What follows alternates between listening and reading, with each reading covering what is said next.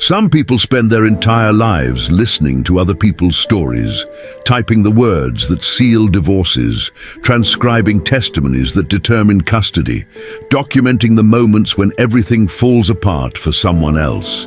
They sit in quiet rooms with headphones on, turning pain into paragraphs, tragedy into perfectly formatted legal documents.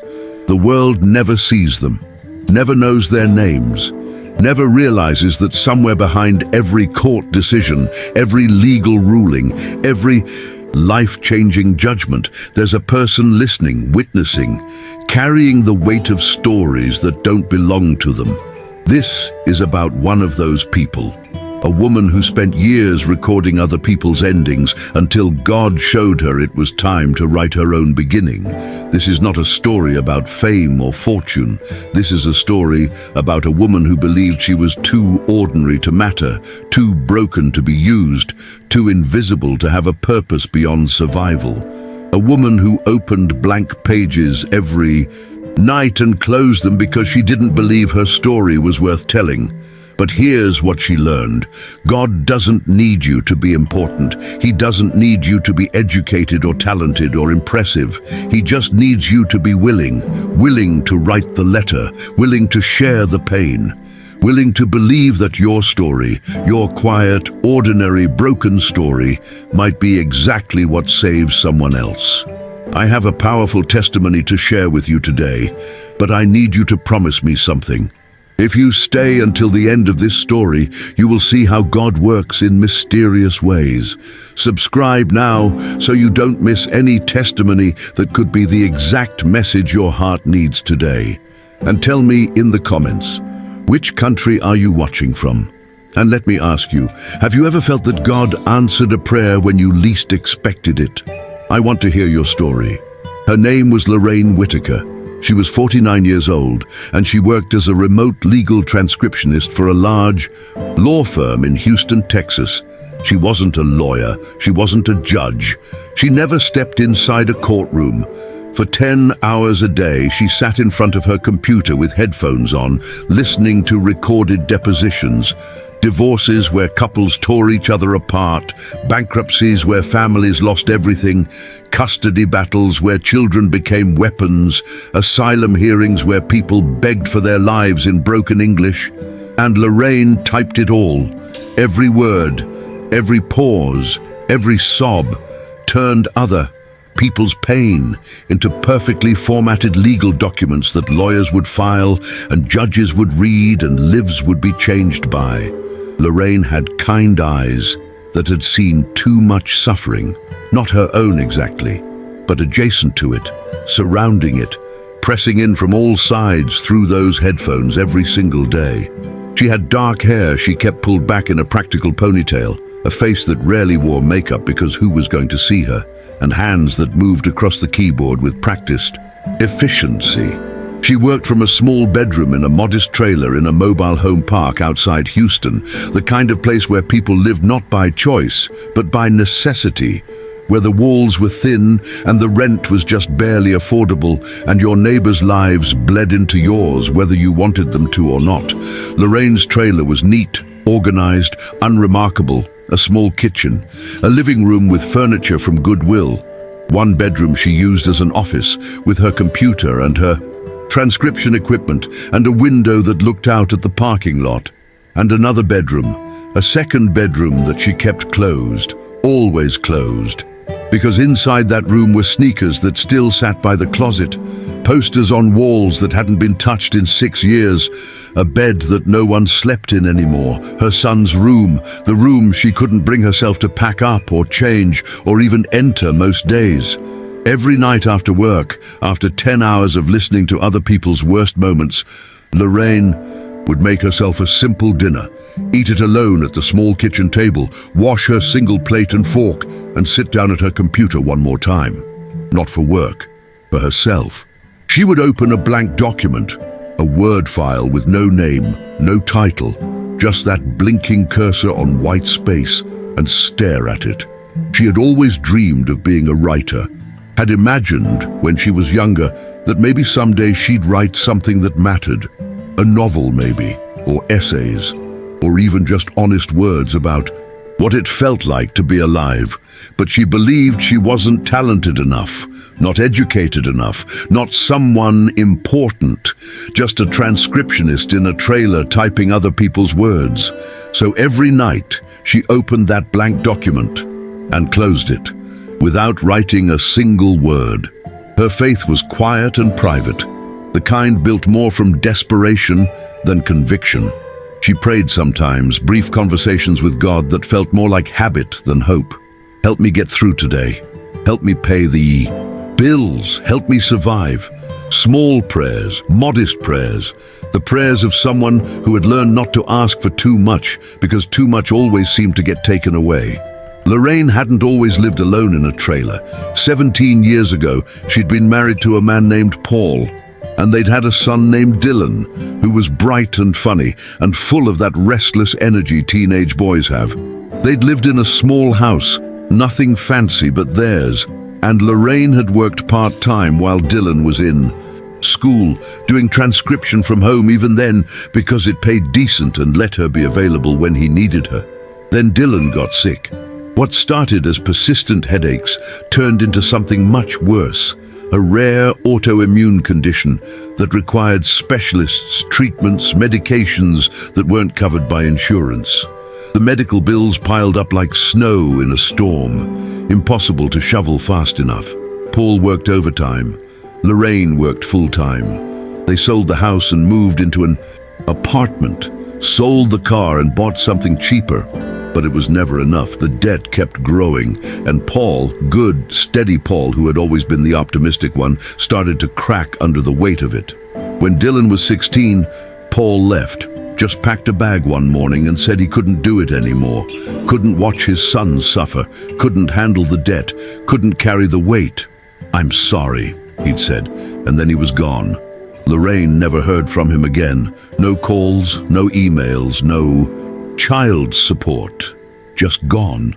And Lorraine, exhausted, terrified, drowning in medical debt, had to explain to her sick son that his father had abandoned them. Dylan survived the illness. The treatments worked. By 17, he was in remission, healthy again, back in school.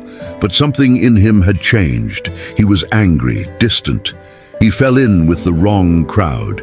Kids who were dealing, kids who were using, kids who offered escape from the pain of being abandoned by his father and nearly killed by his own body. Lorraine tried everything: therapy, tough love, pleading, praying. But Dylan was slipping away from her, and she couldn't pull him back. The night of the overdose, Lorraine had been working late on a deposition, some corporate bankruptcy case, numbers and financial projections, and nothing that mattered.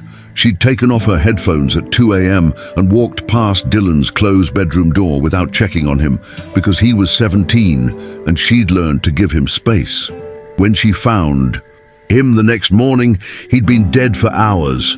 Fentanyl-laced pills he'd bought from someone he thought was a friend.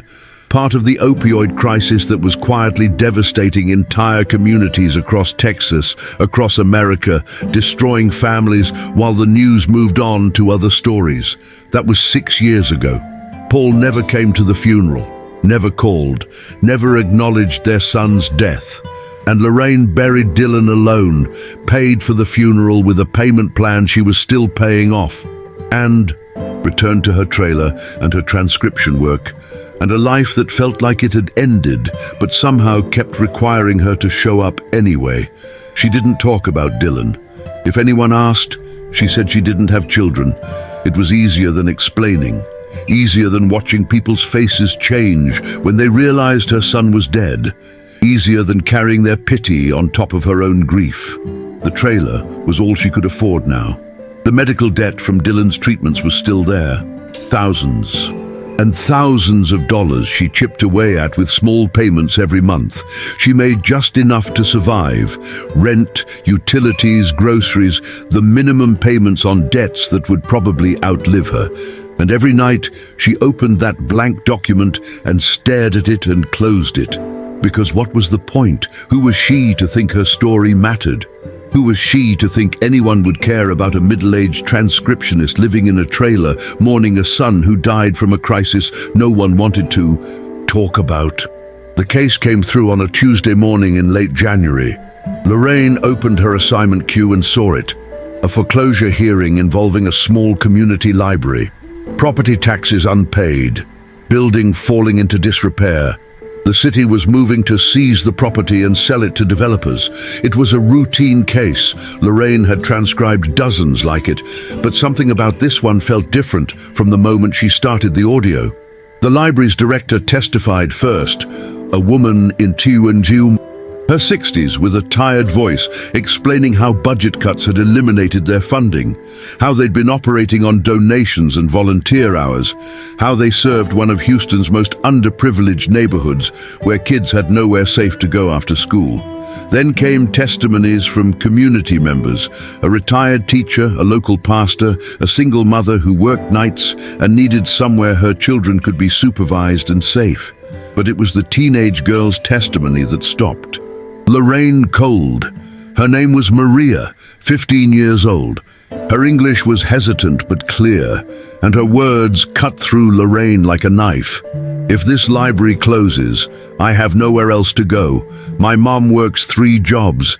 She's never home. This is the only place where I can do homework, where I can be safe, where there are adults who care if I show up. This is the only place that makes me believe I can become something. Lorraine paused the audio, took off her headphones, sat in the silence of her small office staring at the screen. Maria's voice echoed in her head, not the girl's actual words now, but Dylan's voice saying something similar years ago when Lorraine had tried to get him to join an after-school program. I don't fit in anywhere, Mom. I don't have a place. And Lorraine had been working, had been busy, had been overwhelmed with medical bills and insurance forms, and hadn't understood that her son was telling her he was drowning. She put the headphones back on and finished the transcription. The lawyer arguing for foreclosure spoke in dry, technical language about property values and tax revenue and development opportunities.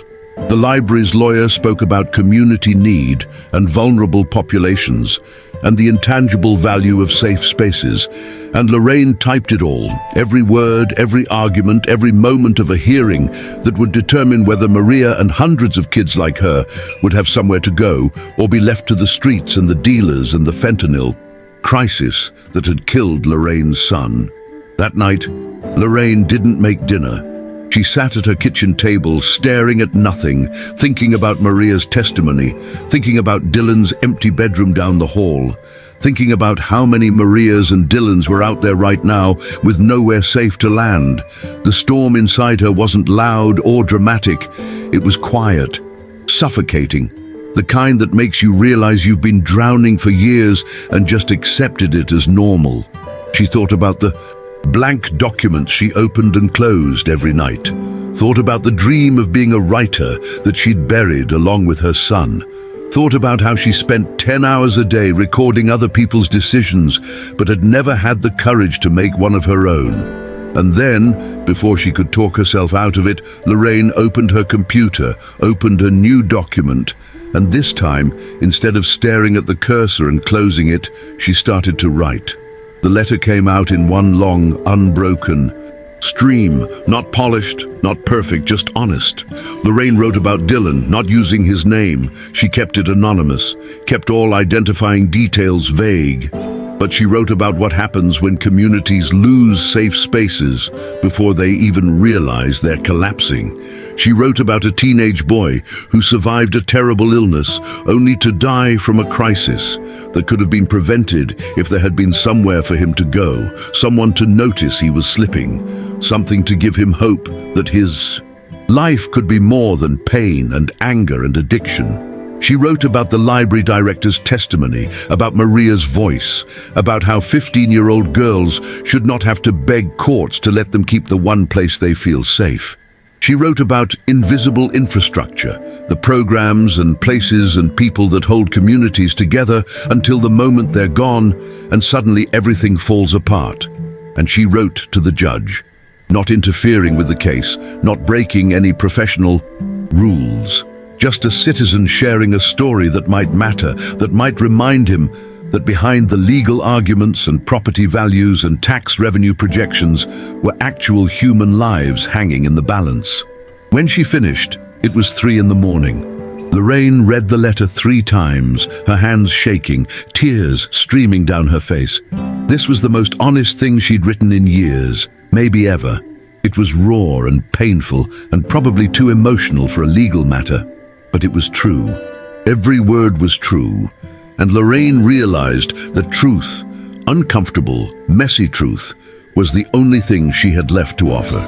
Before she could lose her nerve, she whispered a prayer she hadn't prayed in years.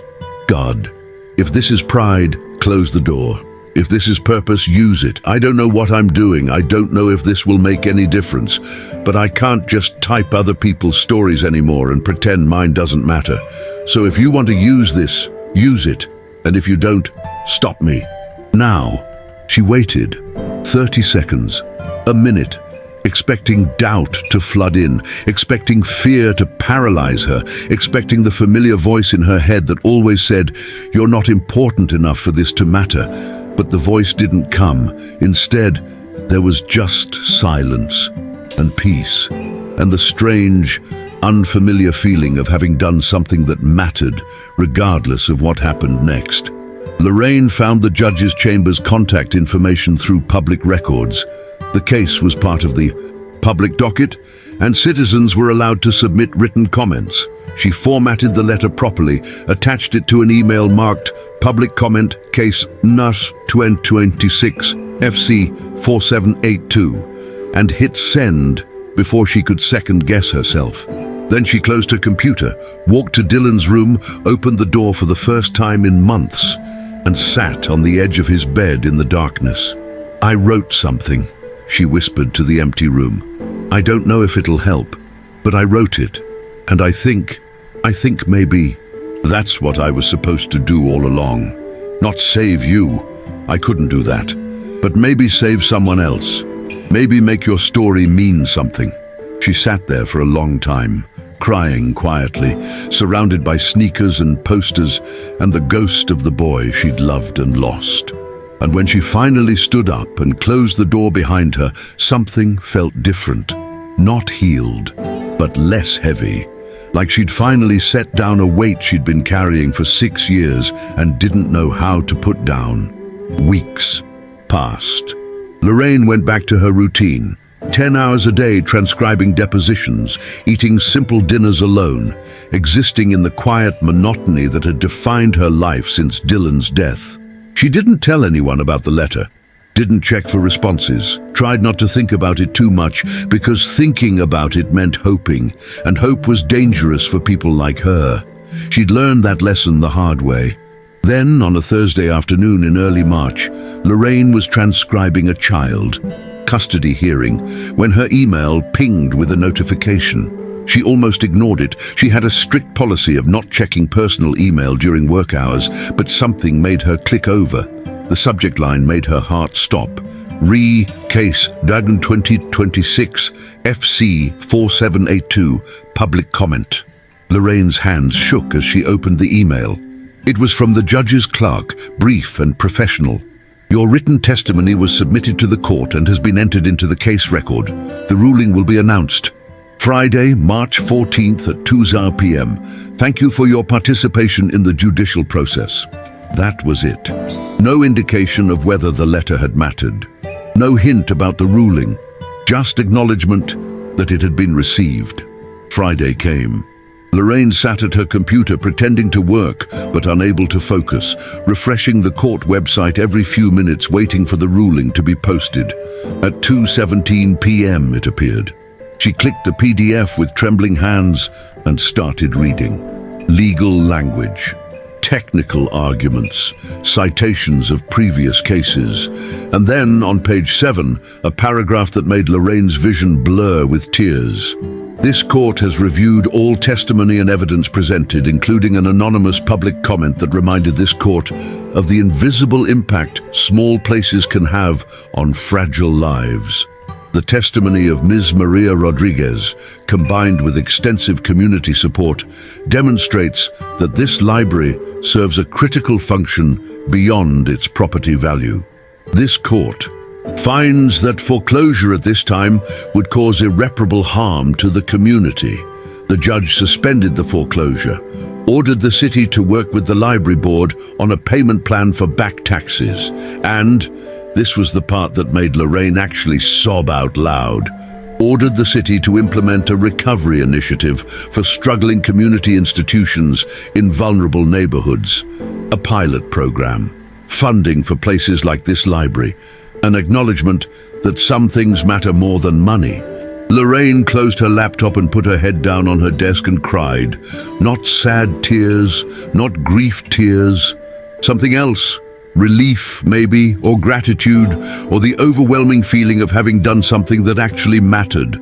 For 6 years, she'd been typing other people's decisions, recording other people's outcomes, living as a passive witness to everyone else's life. And finally, she'd participated. She'd acted. She'd written something that changed things. It wasn't her education or her credentials or her importance. It was her pain, her honesty, her willingness to say, this mattered to me, this cost me everything, and I'm telling you so it doesn't cost someone else the same thing. Lorraine went back to work. The library was saved, the ruling was final, and her part in it was anonymous and over. She felt lighter somehow, like she'd been holding her breath for years and finally exhaled, but she didn't know what to do with that feeling. Life returned to normal. Transcriptions, silence, the trailer. Except now, when she opened that blank document at night, she didn't immediately close it. Sometimes she wrote a paragraph, sometimes just a sentence. Small things, honest things, nothing she showed anyone, but she was writing. Then, 6 weeks after the ruling, there was a knock on Lorraine's trailer door. She opened it to find a woman in her 60s standing on her small porch, trim, professional, carrying a folder. Ms. Whitaker, the woman said with a warm smile. Lorraine's stomach dropped. Yes? How did this woman know her name? The letter had been anonymous. My name is Patricia Martinez.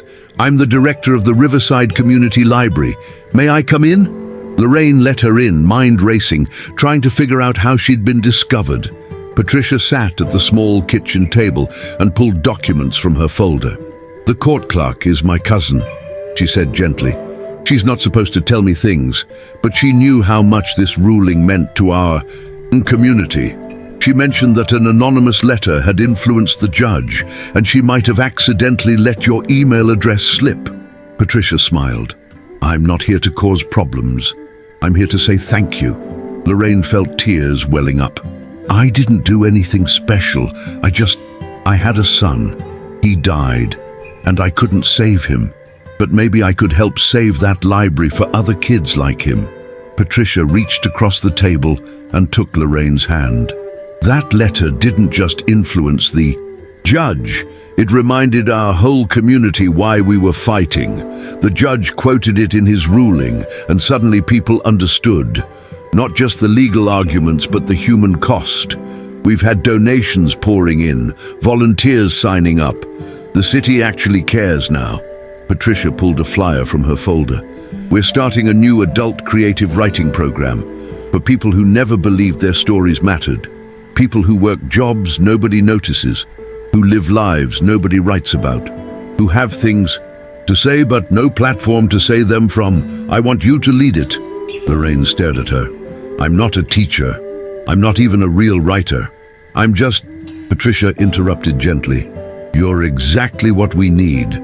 Someone who understands that stories save lives. Will you at least think about it? Lorraine thought about the blank documents she'd opened and closed for years, thought about the letter that had changed everything, thought about Dylan's room and the weight she'd been carrying and the feeling of finally doing something that mattered. I'll do it, she said quietly. I don't know if I'll be any good, but I'll do it. But before the program could start, doubt crept in. Lorraine lay awake at night thinking about all the ways she wasn't qualified. She had no teaching experience, no creative writing degree, no published work. Who was she to lead a writing program? What if people showed up expecting a real writer and got her, a 49-year-old transcriptionist living in a trailer who'd written one anonymous letter? The first class was scheduled for a Thursday evening in April. As the day approached, Lorraine's anxiety intensified. She considered cancelling, considered telling Patricia she'd made a mistake, that they needed someone with credentials, that Lorraine wasn't the right person. She drafted the email 3 times. Each time, her finger hovered over the send button. Each time, she thought about Maria's testimony, about Dylan's empty room, about the blank. Documents she'd closed for years because she didn't believe her story mattered. She deleted the email. She would show up, even if only 3 people came. Even if she failed spectacularly, she would show up because that's what the letter had taught her. That showing up despite inadequacy, despite fear, despite the voice that says you're not enough, that's what faith looks like. That's what courage is. Not confidence, just willingness. Thursday evening arrived. Lorraine drove to the library with her, hands shaking on the wheel, carrying a folder of basic writing prompts she'd researched online and printed out. She'd prepared a small introduction, rehearsed it a dozen times, but her mind was blank with fear as she walked through the library doors. Patricia met her with an encouraging smile. They're waiting in the community room. 12 people signed up. 12! Lorraine felt like she might throw up. 12 people expecting a real teacher. 12 people about to be disappointed. She walked into the community room and saw them, a mix of ages, races, backgrounds. A woman in her 70s, a young man covered in tattoos, a middle-aged woman in a fast food uniform who must have come straight from work, 2 teenage girls, an older man with weathered hands, people who looked tired, people who looked hopeful, people who looked exactly like Lorraine, ordinary, overlooked, carrying stories no one had ever asked to hear. Lorraine stood at the front of the room and looked at them. Her prepared introduction evaporated. Instead, she heard herself saying, "I'm not a real writer. I don't have degrees or publications or any credentials that make me qualified to teach you. What I have is this. I spent 6 years opening blank documents and closing them because I didn't believe my story mattered. And then one day, I decided to write anyway. And it changed everything. Not because I'm special, but because stories have power even when they come from people the world considers unimportant. So that's what we're going to do here. We're going to write, and we're going to believe our stories matter, even if nobody else ever reads them, even if they're messy and imperfect. We're going to write." The room was silent for a moment. Then the elderly woman in the back raised her hand. "Can I share something I've been thinking about writing?" Lorraine smiled, tears in her eyes. "Yes, please." The writing program became something Lorraine had never expected. Not just a class, but a community. People showed up every Thursday evening and shared stories they'd been carrying alone for decades. The fast food worker wrote about immigrating from El Salvador as a child. The tattooed young man wrote about surviving cancer at 19. The elderly woman wrote about being a nurse during the AIDS crisis when no one else would touch the patients. Raw, honest, heartbreaking stories that had never been told because no one had ever asked. Lorraine didn't teach writing techniques or grammar rules. She just created space for people to be honest, to write without shame, to believe their stories deserved to exist.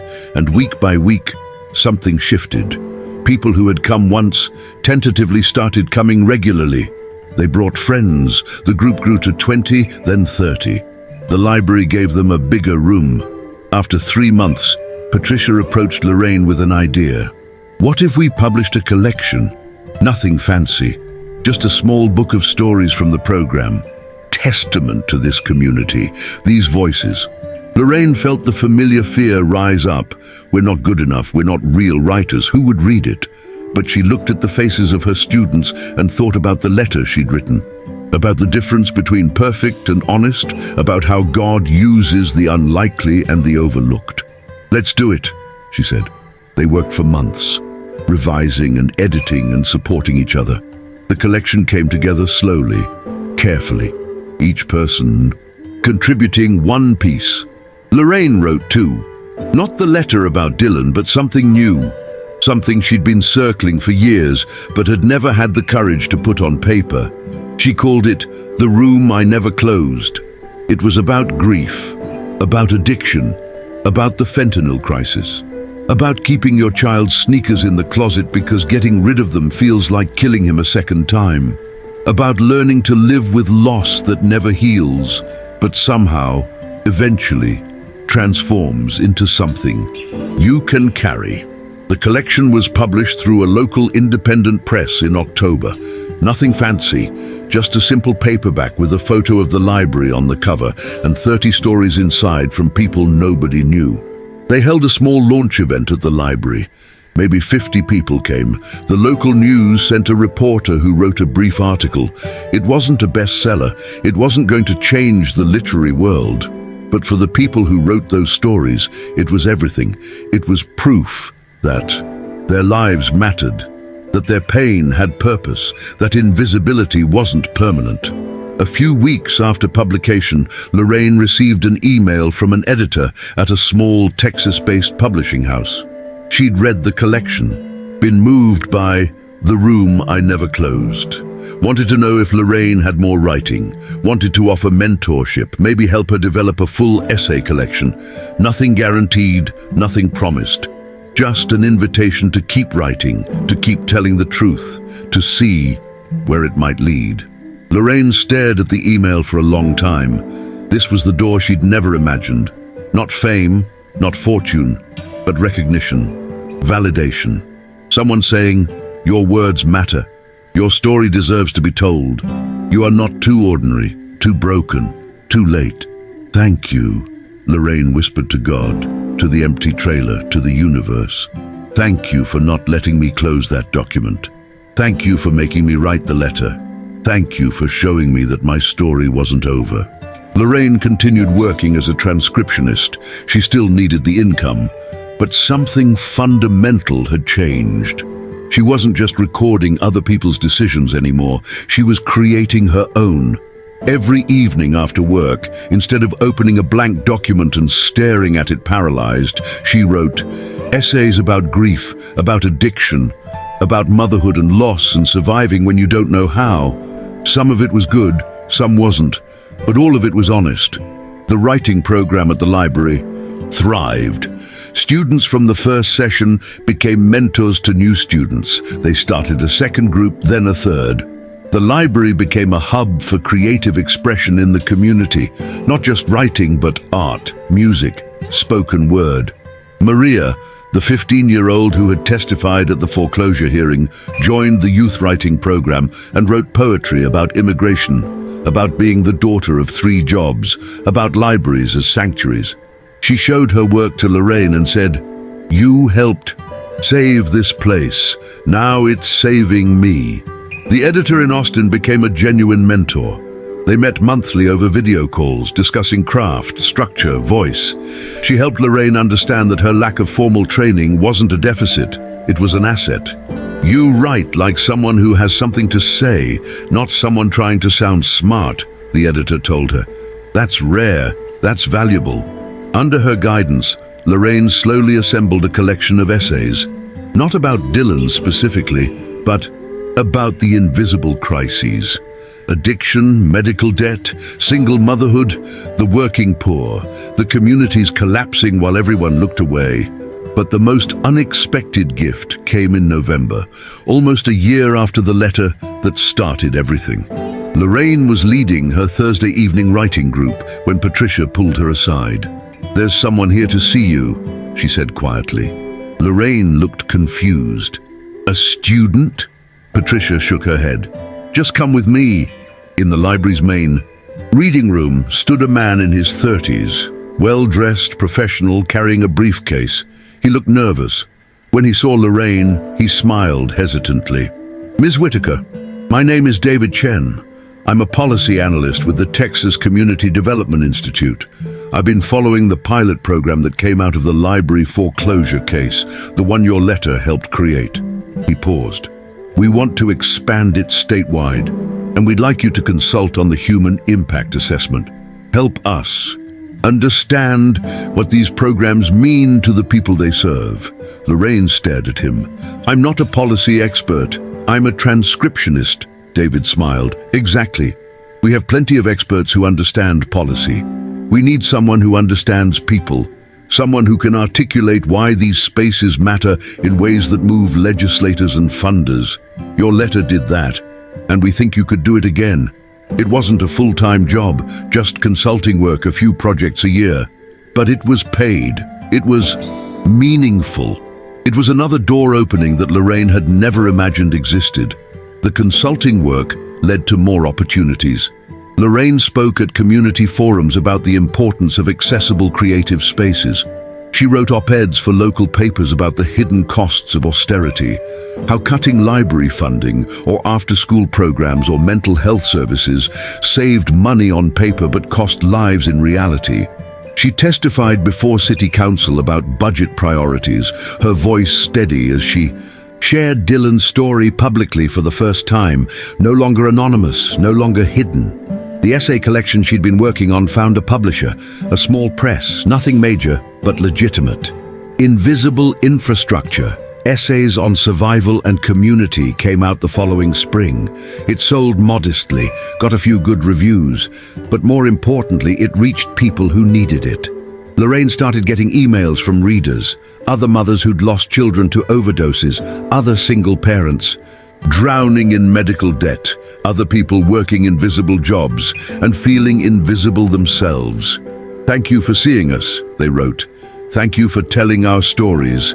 The library writing program became a model. Other libraries across Texas reached out wanting to replicate it. Lorraine helped train facilitators, shared curriculum ideas, emphasized the core principle.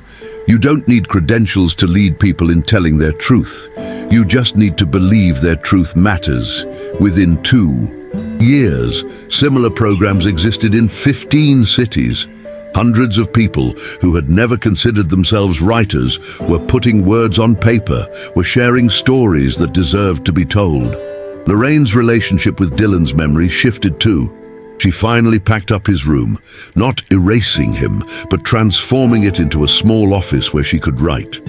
She framed one of his school photos and put it on her desk, along with a copy of the letter she'd written to the judge and the published collection of stories from her students.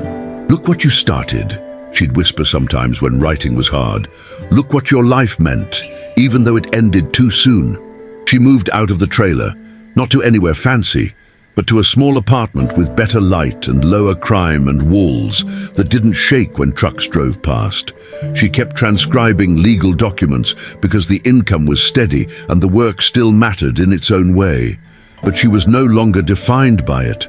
She was a transcriptionist who was also a writer, a teacher, an advocate, a woman whose story wasn't over just because the hardest chapter had tried to end her.